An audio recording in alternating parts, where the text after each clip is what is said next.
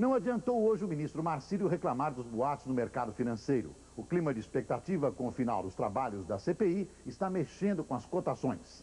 Já estão faltando dólares no mercado. O paralelo subiu 4,5%. Muito procurado, foi negociado a 5.600 cruzeiros para a compra e 5.700 para a venda. O ágio, a diferença entre o paralelo e o oficial, já chegou a 17,6%. O ouro subiu 1,8%. O grama vale agora 58.850 cruzeiros. A Bolsa de Valores de São Paulo fechou em queda de 2%. No Rio, a baixa foi de 1,8%.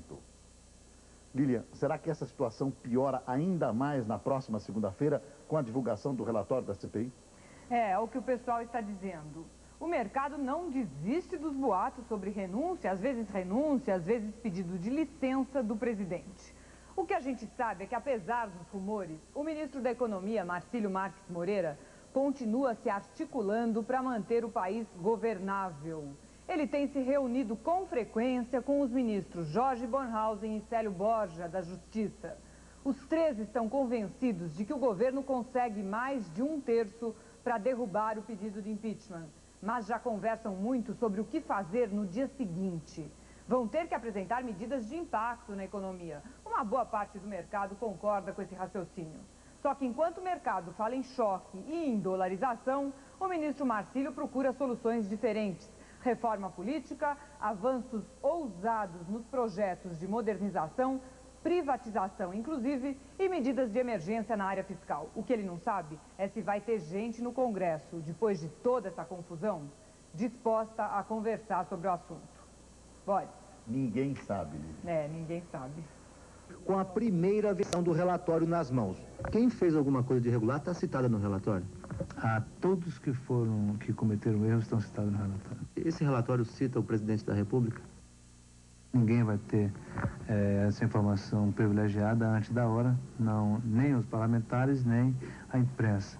Bom, na segunda-feira à tarde sai o relatório final da CPI.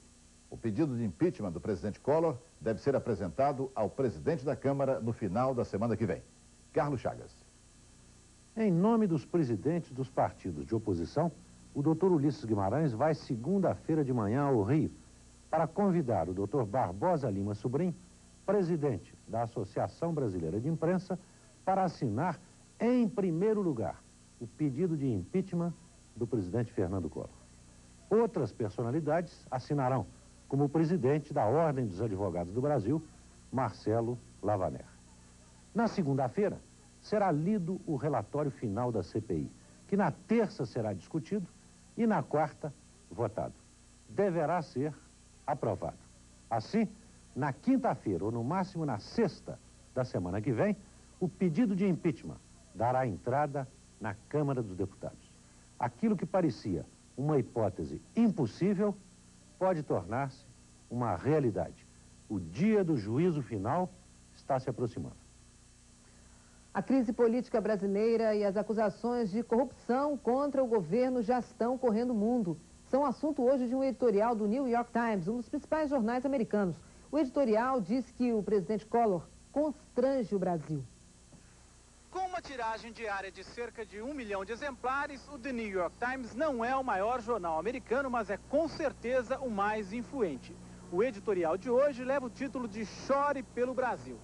O texto diz que não é para os americanos, e sim para os brasileiros, a decisão sobre o futuro político do presidente Collor.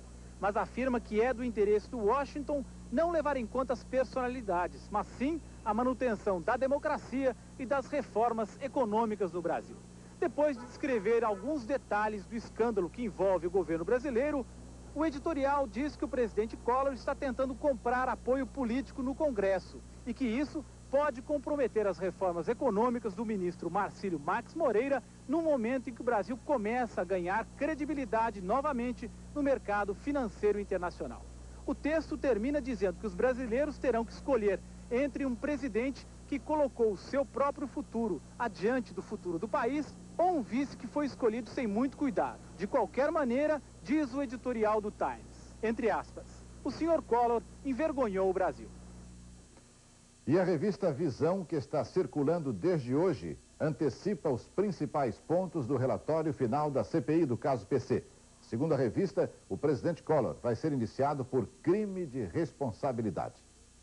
A revista revela que o relatório do senador Amir Lando sugere o enquadramento do presidente Collor por crime de responsabilidade. PC Farias é acusado de corrupção ativa, tráfico de influência, exploração de prestígio, sonegação de impostos, formação de quadrilha, falsidade ideológica e uso de documentos falsos.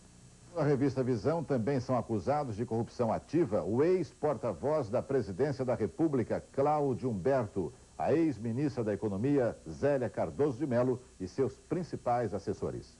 O governo Collor prefere apressar uma eventual votação do impeachment. Com todos os problemas causados pela CPI de Paulo César Farias, com todas essas denúncias de corrupção, ficou impossível para o governo trabalhar com tranquilidade. Vilas Boas, Correia. O ministro da Justiça, Célio Borja, manifestou aos presidentes do Senado e da Câmara o interesse do governo em que, através de um entendimento parlamentar, seja votado no menor tempo possível o impeachment contra o presidente Collor de Mello. Acredita o ministro que, com acordo, é possível que a Câmara se pronuncie dentro de 10 a 15 dias. Isto quer dizer que, como a denúncia vai ser apresentada no dia 9 de setembro, ela pode estar sendo votada pela Câmara lá para o dia 24, 25 de setembro. Isto desaliviaria o país e, além disso, criaria grandes facilidades políticas para o desdobramento da crise. Porque, das duas, uma. Ou a Câmara, por 2/3 de votos, acolhe a denúncia, e neste caso o governo praticamente acaba, pois o presidente é afastado e com ele os seus ministros, ou o governo consegue os 168 votos, 1/3 da Câmara, para barrar a denúncia que será arquivada.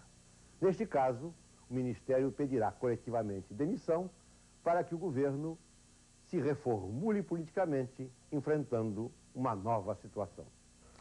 Se a Câmara dos Deputados aceitar a denúncia, o presidente Collor seria afastado pelo prazo máximo de 180 dias. Depois desse período, o julgamento compete ao Senado. E o presidente da República, numa situação cada vez mais complicada, decidiu fazer um pronunciamento à nação sobre os trabalhos da CPI. Vamos a Brasília com o repórter Luiz Carlos Pinto, que está neste momento no Palácio do Planalto e tem outras informações. O secretário de imprensa, Etevaldo Dias, disse que o pronunciamento já está decidido, só falta marcar a data. O presidente Collor poderá falar na semana que vem, quando for divulgado e votado o relatório da CPI, ou então assim que a Câmara receber o pedido de impeachment. O secretário negou hoje, voltou a negar hoje, que os ministros da Saúde, Economia, Relações Exteriores e Justiça pretendam deixar o governo.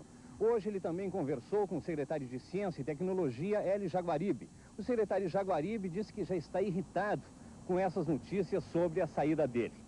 E agora à noite, o porta-voz Etevaldo Dias respondeu à denúncia do deputado Aloysio Mercadante de que a secretária Ana Scioli e o empresário PC Farias teriam sido informados previamente do bloqueio de Cruzados Novos. O porta-voz disse que o deputado não merece credibilidade até que mostre a documentação comprovando essa denúncia.